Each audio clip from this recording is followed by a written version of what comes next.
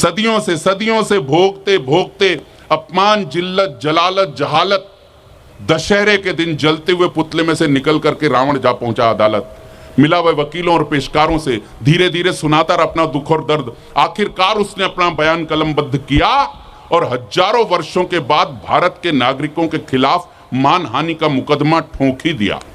दूसरे दिन इसी बात की चर्चा थी गली और बाजारों में। दैनिक जागरण, दैनिक भास्कर, हिंदुस्तान, अमर उजाला आदि सारे अखबारों में लोग भूल गए अपने सपनों का टूटना, असरदारों के साथ मिलकर हर्षद मेहता का देश को लूटना, कलकत्ता, बंबई, दिल्ली आदि में बमों का फूटना। लोग सारी बातें भूल गए, याद रहा तो सिर्फ वो मुकदमा। इसलिए दूसरे दिन सबके कदम अदालत की ओर उठ गए।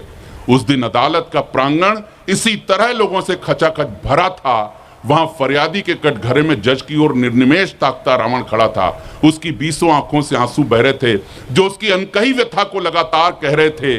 जज महोदय के आदेश पर उसने अपने रुंधे हुए गले को साफ किया और हौले हौले कहना प्रारंभ किया कि जज महोदय के आदेश पर उसने अपने रुंधे हुए गले को साफ किया और हौले हौले कहना प्रारंभ किया, योर ऑनर, मैं रावण हूं।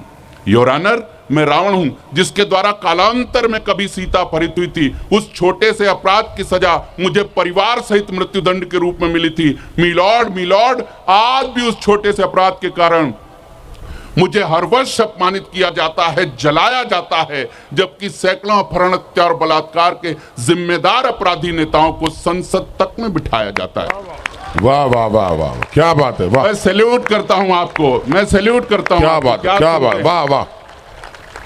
मिलॉर्ड, मैं रावण हूं जिसके द्वारा कालांतर में कभी सीता अपहृत हुई थी। उस छोटे से अपराध की सजा मुझे मृत्युदंड के रूप में मिली थी। मिलॉर्ड, आज भी उस छोटे से अपराध के कारण मुझे हर वर्ष अपमानित किया जाता है, जलाया जाता है, जबकि सैकड़ों अपहरण, हत्या और बलात्कार के जिम्मेदार अपराधी नेताओं को संसद तक में बिठाया जाता है। अरे दंगे कराना जिनका शौक है, अरे दंगे कराना जिनका शौक है, निर्दोष मानवों का ताजा खून जिनकी खुराक है, गुंडे और बदमाशों के बीच जिनकी धाक है, हत्यारों के बीच जिनकी साख है, अरे बस चले इनका तो ये बेच दें देश को खड़े खड़े सरेआम, फिर भी आज रावण ही बदनाम।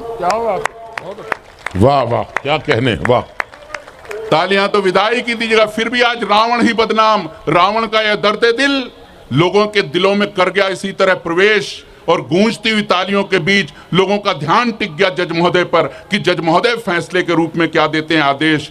जज महोदय ने अपना चश्मा उतारा, अपनी पनियाई आंखों को साफ किया और हौले हौले फैसले के स्वर में कहना प्रारंभ किया। उस फैसले पर पूरी मथुरा की जनता की मोहर लगे तो मुझे बहुत अच्छा लगेगा।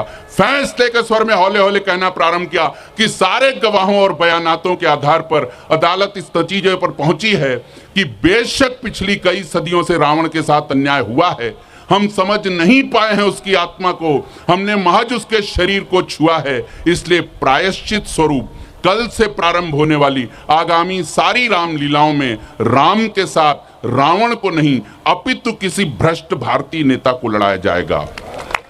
तालियां रोक करके रखें, नेता किसी भ्रष्ट भारतीय नेता को लड़ाया जाएगा। राम के तरकश में नकली नहीं वरन जहर से बुझा हुआ असली तीर दिया जाएगा ताकि साल दर साल देश से बोझ घट सके ऐसे भ्रष्ट नेताओं का।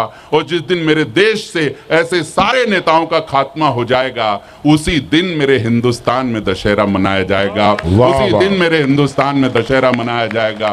उसी दिन मेरे हिंदुस्तान में दशहरा मनाया जाएगा।